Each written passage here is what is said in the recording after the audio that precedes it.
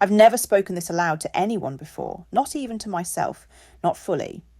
But for as long as I can remember, there's been a quiet presence, a girl tucked somewhere behind my ribs. I learned early to ignore her.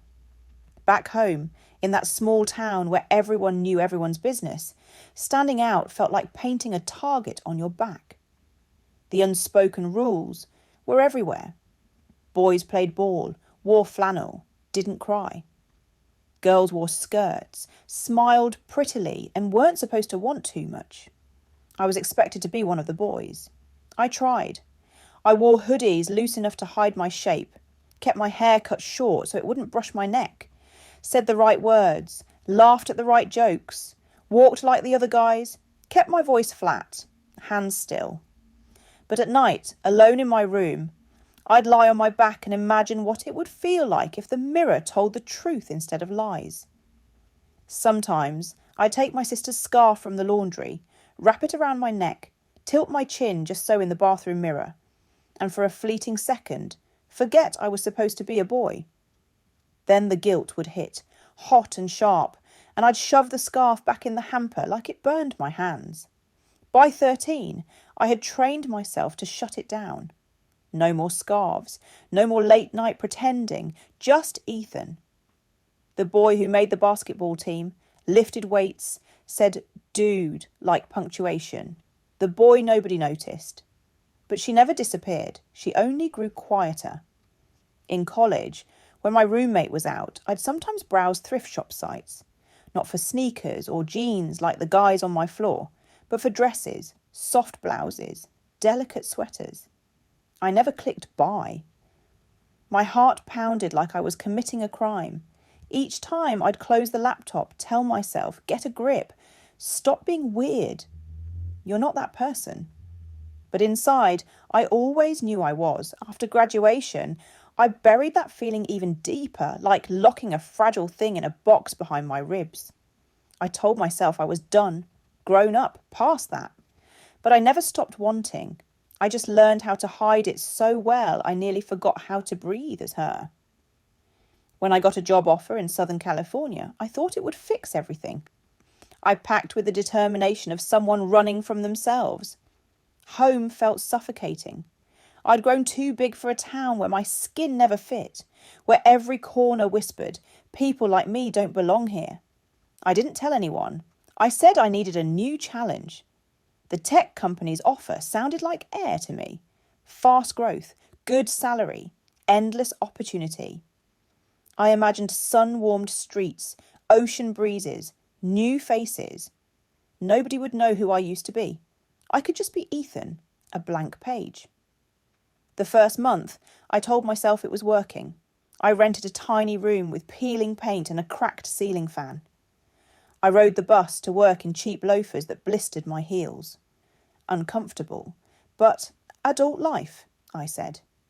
The office was a machine.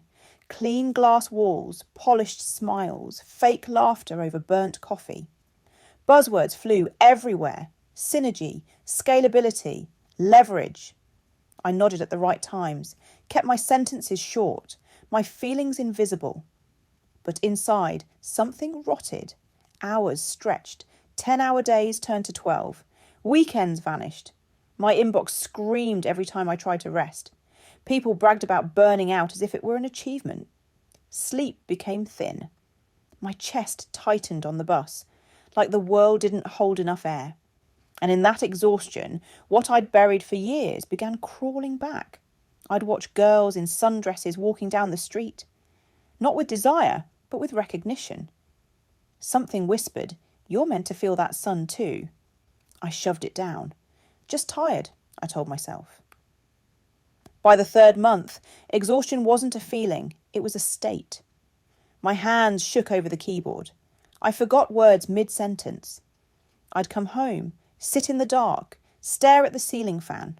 Rent devoured half my paycheck. I had no savings, no friends. I stared at my reflection. Ethan, dependable, quiet, harmless, and felt distance. A stranger lived in my body. When an eviction notice appeared, I laughed, not from humour, but because the last domino had fallen. I had no plan, only a suitcase, a worn laptop, and a sliver of hope. The next morning, I packed and stepped into a city that didn't know me. For the first time in years, that felt like a chance. I found Miranda through a faded community board at a small cafe. The ad read, "Room by the ocean, quiet house, creative energy, LGBT, friendly, no drama." I texted. 5 minutes later, she replied, "Come by at sunset. I'll be painting. Don't knock." Follow the smell of rosemary, I almost didn't go. But I had nowhere else. Her house was 3 blocks from the ocean, tucked behind a sagging fence with vines and wind chimes. Lavender and lemon filled the air. Inside, Ella Fitzgerald played on vinyl. Miranda was barefoot, paint-stained jeans, grey hair tied with a silk scarf.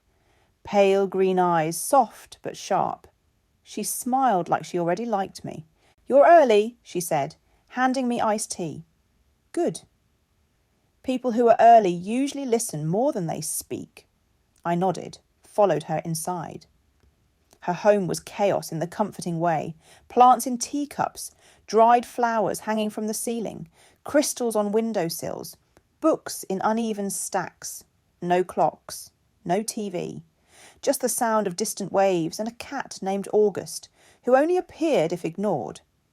The room for rent was small, sunlit, ocean-facing. I said yes before sitting down. She handed me a key. "Settle in after dinner," she said. That night I ate barefoot at the counter while she cooked and hummed. When I went to do laundry, she waved me off. "No, you've had a long week. I'll handle it." The next morning, folded on the edge of my bed, was a pale blue blouse and soft lounge pants. No note. I ran my thumb over the fabric. Soft, comfortable. I slipped it on. Miranda passed by. "Wear that until your clothes are back. You'll feel cosy I wore it all day." Each reflection in the mirror stirred something I'd locked away. Days passed. More clothes appeared. Cardigans, long-sleeved shirts, slippers, a robe. No comments, no questions, just gentle acceptance. I felt safe. 6 months later, my body began changing. Skin softer, chest tender, jawline lighter, hair slower to grow back. My emotions raw. Crying, laughing, feeling. I wasn't fighting it anymore, I was letting myself be. One evening, I found my old hoodie. I slipped it on, looked in the mirror. Ethan wasn't there. Someone else was. A softer, quieter version I'd never been allowed to meet. I whispered inside, "Maybe this is who I was trying to be all along." Then came the day Miranda softly said, "If you were mine, I'd call you Emily." It wrapped around me like something I'd always known. Emily. Not pretend, not hiding, real. By morning, sunlight streamed through the curtains. A note on the nightstand read, "To Emily, wear this today." I think it suits you I did. And for the first time outside Miranda's house, I felt seen, welcomed, and whole.